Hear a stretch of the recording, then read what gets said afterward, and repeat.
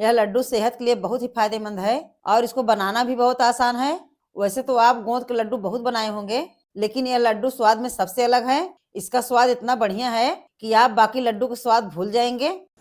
नमस्कार, आप सभी का मेरे चैनल पर स्वागत है। तो चलिए हम रेसिपी बनाना शुरू करते हैं। लड्डू बनाने के लिए सबसे पहले हम दूध का मावा बनाएंगे। कढ़ाई में हम डालेंगे 1.5 लीटर दूध। एकदम फुल क्रीम कच्चा दूध है, तो पहले दूध को पकाकर हम मावा बनाएंगे। दूध कच्चा है तो इसको हम बराबर चलाते रहेंगे, जिससे कढ़ाई की तली में जले न। तो इसको हम तेज आंच पर बराबर चलाते रहेंगे। दूध अच्छी तरह से उबल रहा है। अब दूध बराबर चलाने की जरूरत नहीं है। जब दूध गाढ़ा हो जाएगा तब इसको हम बराबर चलाएंगे। तो पहले इसको हम इसी तरह 3 से 4 मिनट तक पकने देते हैं। आप देख सकते हैं दूध गाढ़ा होकर रबड़ी हो गया है। अब इसको हम बराबर चलाते रहेंगे, चलाना बिल्कुल नहीं छोड़ेंगे। अगर हम चलाना छोड़ देंगे तो कढ़ाई की तली से जलने लगेंगे। अभी इसको हम 2 से 3 मिनट तक और पकाएंगे, जिससे मावा बन जाए। अब दूध मावा बन गया है। अब कढ़ाई को हम गैस से हटाकर रख देते हैं ठंडा होने के लिए। मावा को हम कढ़ाई में फैला देते हैं, जिससे जल्दी ठंडा हो जाए। तब तक हम बाकी सामान तैयार कर लेते हैं। गैस पर हम दूसरी कढ़ाई रखेंगे। अब कढ़ाई में हम लगभग आधा कप घी डालेंगे। घी को हमने हल्का गर्म करके लिया है, तो घी को हम कढ़ाई में डाल देते हैं अच्छे से गर्म होने के लिए। घी गर्म होने के बाद अब इसमें हम गोंद डालकर फ्राई करेंगे। यहाँ पर हमने 50 ग्राम गोंद लिया है। गोंद को हम 2 बार में फ्राई करेंगे। तो पहले थोड़ा सा गोंद डालकर फ्राई कर लेते हैं। पूरा गोंद हम एक बार में नहीं फ्राई करेंगे, क्योंकि ये आपस में चिपक जाएंगे। गोंद को हम बराबर चलाते हुए सुनहरे रंग में होने तक फ्राई करेंगे, जिससे क्रिस्पी हो जाए। अगर गोंद अच्छे से फ्राई रहेगा तभी लड्डू खाने में अच्छा लगेगा। अब गोंद अच्छे से फ्राई हो गया है, तो इसको हम निकाल लेते हैं। इसी तरह जो बचा है उसको भी हम फ्राई कर लेते हैं। अब जो बचा है पूरा गोंद डाल देते हैं। ये भी फ्राई हो गया है, इसको भी निकाल लेते हैं। पूरे गोंद को फ्राई करने के बाद इसको हम एक प्लेट में निकालेंगे।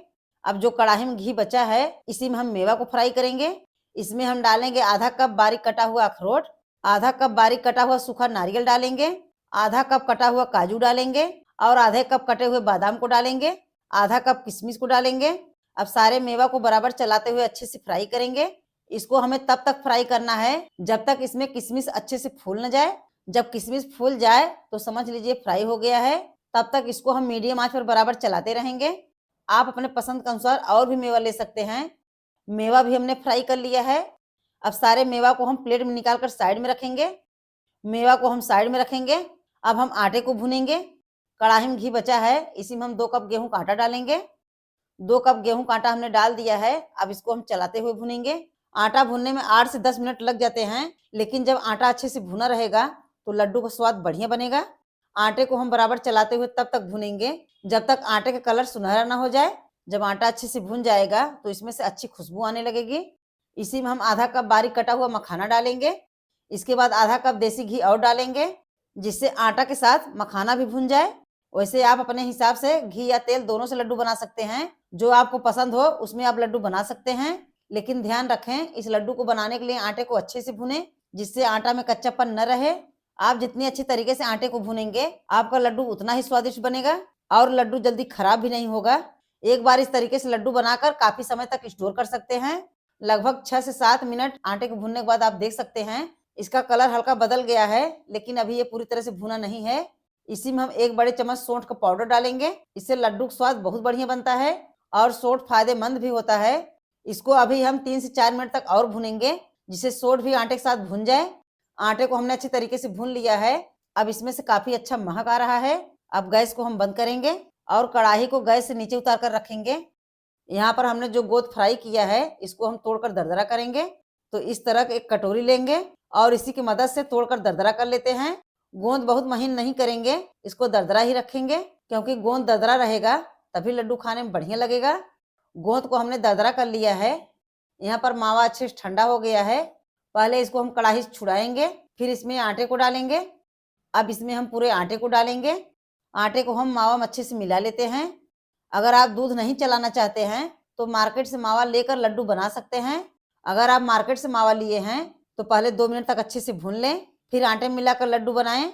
अब इसमें हम पूरे गोंद को डालेंगे। इसके बाद फ्राई किया हुआ मेवा डालेंगे। अब सारे चीज़ों को हम आटे में अच्छे से मिलाएंगे। अब इसमें हम 1 कप चीनी का भूरा डालेंगे। इसको लोग तगार भी कहते हैं। भूरा डालकर अच्छे से मिला लेते हैं। मीठा आप अपने हिसाब से कम ज़्यादा कर सकते हैं। अगर आपके पास भूरा नहीं है तो आप पिसी हुई चीनी डालकर लड्डू को बना सकते हैं। यानी पहले आप चीनी को पीस लें, फिर आटे में डालकर लड्डू को बना लें। भूरा को हम हाथ से अच्छे से मिलाएंगे जिससे सारा मिश्रण अच्छे से मिल जाए। सारे चीजों को मिलाने के बाद अब इसका हम लड्डू बनाएंगे। थोड़ा थोड़ा मिश्रण दोनों हाथ में लेंगे और इस तरह दोनों हाथ से दाबते हुए लड्डू बना लेते हैं। इसी तरह से हम सारे लड्डू को बनाएंगे। लड्डू बनाते समय अगर आपको मिश्रण सूखा लग रहा है तो आप उसमें 2 चम्मच घी और डालकर मिलाएं, लेकिन पानी और चाशनी न डालें क्योंकि उससे लड्डू जल्दी खराब होंगे। सारे लड्डू को बनाकर हमने तैयार कर लिया है। आप देख सकते हैं उतने मिश्रण हमारे इतने लड्डू बने हैं। यह लड्डू बच्चे बड़े सभी के लिए है। अगर आप इस लड्डू को बनाएंगे तो घर में सभी पसंद करेंगे। बहुत ही मुलायम बढ़िया लड्डू बना है। अब एक लड्डू हम तोड़कर दिखाते हैं। यह लड्डू सेहत के लिए बहुत ही फायदेमंद है। तोड़ने के बाद आप देख सकते हैं कितना मुलायम लड्डू बना है। आप इसको जितना दिन तक रखेंगे ऐसे ही बना रहेगा और स्वाद भी वैसा को वैसा रहेगा।